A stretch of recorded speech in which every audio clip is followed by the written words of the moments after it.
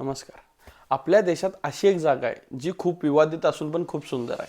प्रत्येक भारतीयाचं तिथं एकदा बाईक घेऊन जायचं स्वप्न असतं, जे माझंही होतं. 2019 मध्ये हा भाग जम्मू काश्मीरमधून वेगळा होऊन एक केंद्रशासित प्रदेश बनला. पर्यटनावर आधारित असलेला हा भाग आहे. हिमालय, काराकोरम अशा मोठमोठ्या पर्वतरांगा असलेला हा भाग आहे. इथेच 3 इडियट्स जी मूवी होती त्यामध्ये दाखवलेलं पेंगॉंग लेक आहे. एवढं सगळं सुंदर असून पण आज त्या भागात शांती नाही आहे.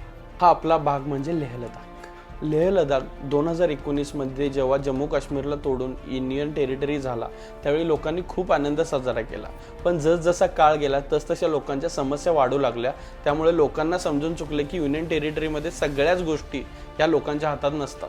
लेह लडाखवाल्या लोकांचं एकच म्हणणं आहे की सगळे निर्णय दिल्लीवरून घेतले जातात. आपण आता बघणार आहोत की आंदोलनाची पुढील कारणे काय काय. ह्या मागण्यांमध्ये पहिलं मेन मागणी त्यांची अशी आहे की लडाखला पूर्ण राज्याचा दर्जा दिला पाहिजे. जसं आत्ता जम्मू काश्मीरमध्ये इलेक्शन झालं, त्यांचे मुख्यमंत्री ठरवला गेला, त्यांची विधानसभा आहे, त्याचप्रमाणे लडाखचं सुद्धा असं मागणं आहे की आमची मुख्यमंत्री असावा, आमची विधानसभा असावी. लोकांचे निर्णय लोकांनीच घेतले पाहिजेत लोकांसाठी. मुळात त्यांची अशी मागणी आहे की त्या क्षेत्रावर त्या लोकांचंच राज्य असावं. त्यांची दुसरी प्रमुख मागणी आहे संविधानात्मक संरक्षण दर्जा 6वा अनुसूचित. 6वा अनुसूचित म्हणजे काही जमाती आदिवासी भाग असलेल्या क्षेत्रांना विशेष अधिकार देण्यात येतात. हा दर्जा दिल्यास जमिनीचे नियंत्रण, आर्थिक धोरण, स्थानिक प्रशासन या बाबी वरचेवर स्थानिक लोकांच्या हातात येतात. त्यामुळं त्यांना ही मागणी खूप महत्त्वाची वाटते. ती तिसरी मागणी आहे डोमेस्टिकल नियम. डोमेस्टिकल नियम म्हणजे त्यांचं असं म्हणणं आहे की लडाखमध्ये 15 वर्ष किंवा त्याच्यापेक्षा जास्त जी लोकं राहिलेली आहेत त्यांना नोकऱ्यांमध्ये, त्यांना स्थानिक गोष्टींमध्ये अधिक प्राधान्य द्यावे. पर्यावरण आणि भूजल संरक्षण. लडाखचे निसर्ग अतिशय संवेदनशील आहे.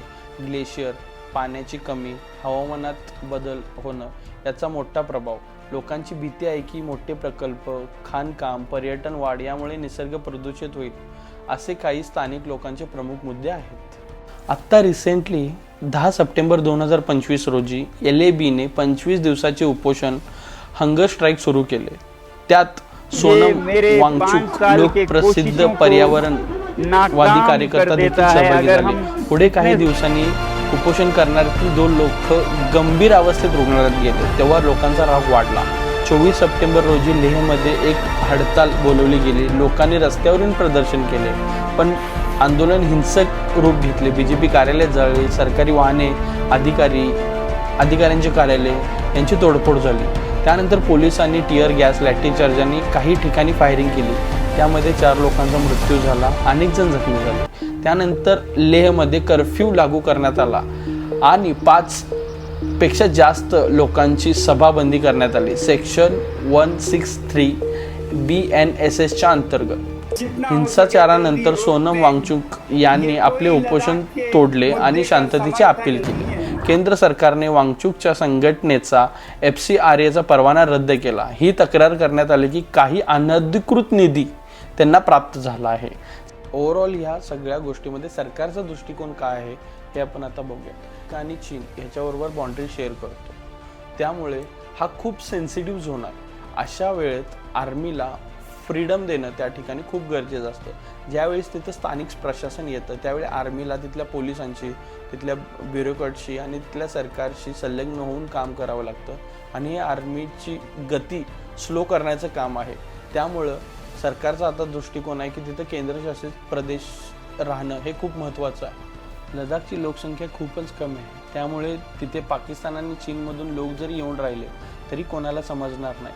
त्यामुळे तिथल्या लोकशाही धोक्यात येऊ शकते. आपण बघितलंच आहे की वेस्ट बेंगॉलमध्ये 40% रोहिंग्या मुसलमान बांगलादेश म्हणून भारतात राहतात. याचा फायदा तिथल्या सरकारला होत असल्यामुळे ते यावर ठोस पावले उचलू शकत नाही आहेत. पण लडाखमध्ये बघितलं तर एका बाजूला बांगलादेश नाही तर एका बाजूला पाकिस्तान आणि चीन आहे आणि ते भारताच्या एका चुकीचीच वाट बघत आहेत.